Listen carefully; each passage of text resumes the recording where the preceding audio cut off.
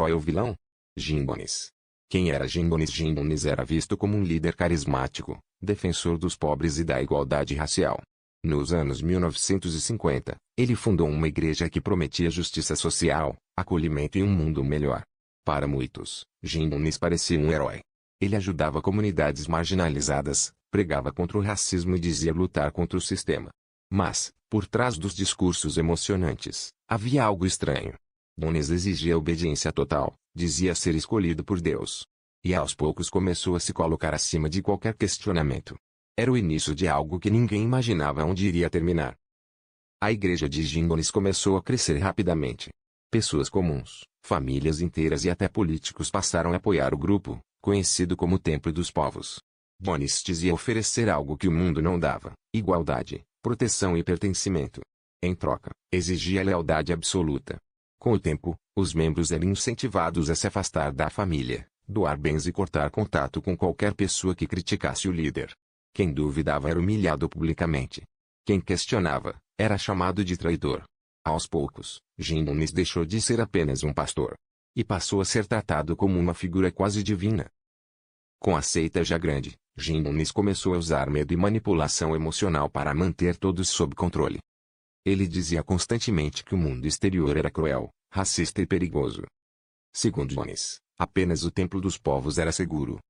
Os membros eram obrigados a participar de reuniões longas, muitas vezes durante a madrugada, onde Gimbones gritava, humilhava e quebrava psicologicamente quem demonstrasse dúvida. Crianças eram separadas dos pais. Adultos eram forçados a confessar pecados em público. A ideia era simples e cruel: destruir a identidade das pessoas, para reconstruí-las totalmente dependentes dele. Gimbones sabia que amor não era suficiente para manter o controle. Então, ele introduziu punições físicas e psicológicas dentro da seita. Membros que desobedeciam eram espancados, trancados em celas improvisadas ou obrigados a ficar acordados por dias.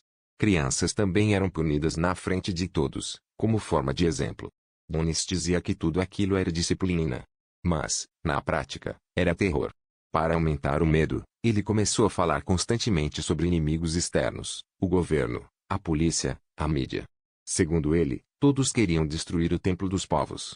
E quando o medo domina, as pessoas fazem qualquer coisa para sobreviver. Com denúncias surgindo nos Estados Unidos, Gimbones entrou em pânico. Ele dizia que o governo estava prestes a destruir a seita. A solução encontrada foi radical: levar todos para um lugar isolado, longe de qualquer fiscalização. Foi assim que nasceu Johnston, uma comunidade no meio da selva da Gana, na América do Sul. Gimbones prometeu um paraíso socialista, onde todos viveriam em paz. Mas, na realidade, os membros chegaram a um local cercado por selva, vigilância armada e regras rígidas. A partir dali, ninguém podia sair sem permissão. Johnston não era um refúgio. Era uma prisão. Com o tempo, cartas começaram a sair escondidas de Johnston. Alguns membros conseguiam avisar familiares que a realidade ali era bem diferente do paraíso prometido. Falavam de fome, trabalho forçado, vigilância armada e punições constantes. Mas Gimbones dizia que tudo isso era mentira criada por inimigos. Para manter o controle, ele aumentou o isolamento. Passaportes foram confiscados. Guardas armados passaram a vigiar a comunidade dia e noite. Gimbones repetiu incansavelmente: se vocês saírem daqui, o mundo vai destruir vocês. Aos poucos, Johnston se tornou um lugar sem fuga e sem esperança. As denúncias chegaram a um ponto tão grave que o governo dos Estados Unidos decidiu agir. Em 1978, o congressista Léo Ryan viajou até Johnston para investigar o que realmente estava acontecendo. No início, Gimbones tentou manter as aparências. Organizou apresentações, discursos ensaiados e obrigou membros a dizer que estavam felizes. Mas, em segredo, alguns seguidores passaram bilhetes ao congressista pedindo ajuda. Eles queriam fugir. Gimbones percebeu que estava perdendo o controle. Seu comportamento ficou instável, paranoico e agressivo. A presença do governo era a prova de que Johnston estava perto do fim. E Gimbones não aceitava isso. Depois da visita, alguns membros decidiram fugir com o congressista Léo Ryan. Eles acreditavam que finalmente estavam livres.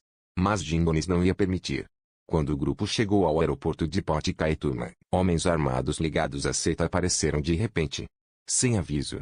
Eles abriram fogo. O congressista Léo Ryan foi morto no local, junto com jornalistas e desertores da seita. Outras pessoas ficaram gravemente feridas. A mensagem era clara, não havia mais volta. Enquanto isso, em Boston, Jim Nunes reuniu todos os membros. Ele disse que o ataque significava o fim. Segundo ele, o mundo jamais os deixaria viver em paz. E então, ele anunciou a decisão final. De volta a Boston, Jim Nunes reuniu todos no pavilhão central. Crianças, adultos e idosos. Em um discurso gravado, ele disse que não havia mais saída. Segundo Nunes, o ataque no aeroporto faria o governo destruir a comunidade. Então, ele apresentou a ideia do suicídio revolucionário. Disse que morrer seria um ato político, uma forma de protesto contra o sistema. Uma mistura com cianeto foi preparada. Primeiro, as crianças. Depois, os adultos. Muitos choravam. Alguns resistiram. Mas guardas armados cercavam o local. Em poucas horas, mais de 900 pessoas estavam mortas. Era o maior suicídio coletivo da história moderna. Quando as autoridades chegaram a Boston, encontraram um cenário impossível de esquecer. Corpos espalhados pelo chão, muitos de mãos dadas. Jim Nunes foi encontrado morto com um tiro na cabeça. Até hoje, não se sabe se foi suicídio ou outra pessoa que atirou. As gravações feitas naquela noite chocaram o mundo.